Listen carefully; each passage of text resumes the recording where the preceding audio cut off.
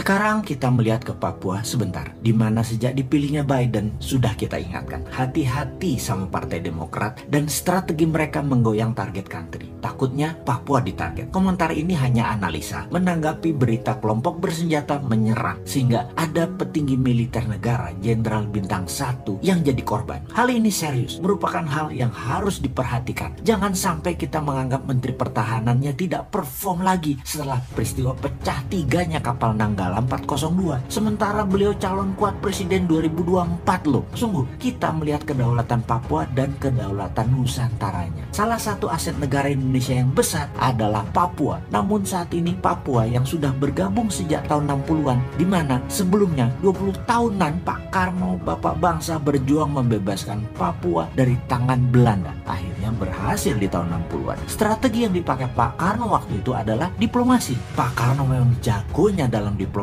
luar negeri. Beliau menggunakan strategi perang asimetri. Sekarang menjadi mengerti kan kenapa Newman menggunakan Department of War. Karena meniru strateginya Pak Karno. Perang asimetri adalah bentuk perang yang tidak serupa. Misalnya dalam perang konvensional yang menggunakan senjata, tidak perlu dijawab dengan senjata juga secara frontal, bisa dilawan dengan bentuk perang lain, yaitu perang diplomasi. Kembali ke Papua saat ini, ada OPM atau ULMWP, sebuah organisasi yang ingin Papua lepas dari Indonesia yang saat ini kurang dipelajari kekuatannya oleh pejabat di Indonesia. ULMWP tidak perang senjata, tetapi membangun diplomasi ke Eropa dan Afrika, juga ke kawasan Melanesia termasuk ke PBB. Baik, kita rincikan sedikit tentang Melanesia. Ada 5 provinsi saudara kita di Indonesia yang rasnya Melanesia, seperti wilayah NTB, NTT, Flores, Maluku, Papua, sama dengan Papua Nugini, Fiji, Vanuatu, Nauru, Kepulauan Solomon, dan lain sebagainya. ULMWP, United Liberation Movement of West Papua, ini mepet secara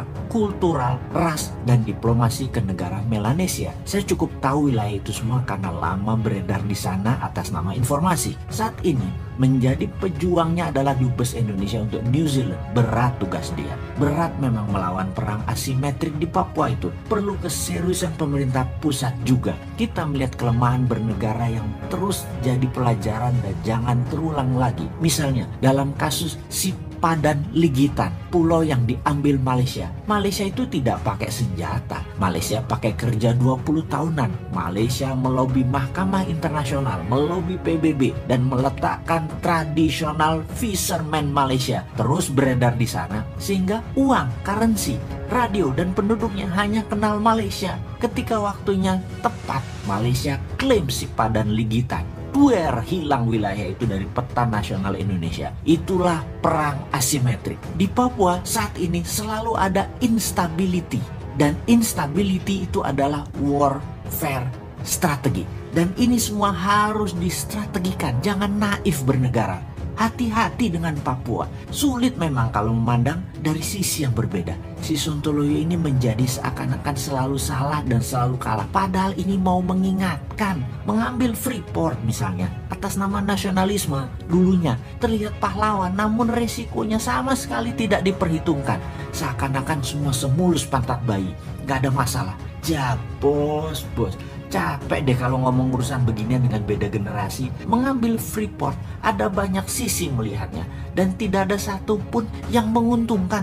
Membeli 51% saham pakai dana 70 triliun, sementara untungnya Freeport kecil banget, hanya 200 jutaan dolar atau 3 triliun per tahunnya. Kalau punya 51% itu hanya 1,6 triliun. Dari sisi dagang aja balik modalnya 50 tahun. Geblek bener deh konsep bisnis di otaknya untuk mengambil Freeport dengan cara kemarin loh ya. Atau dari sisi manajemen deh, ternyata tetap McMoran yang kelola walaupun sahamnya 49% atau minoritas. Tetap yang 51% tidak berdaulat.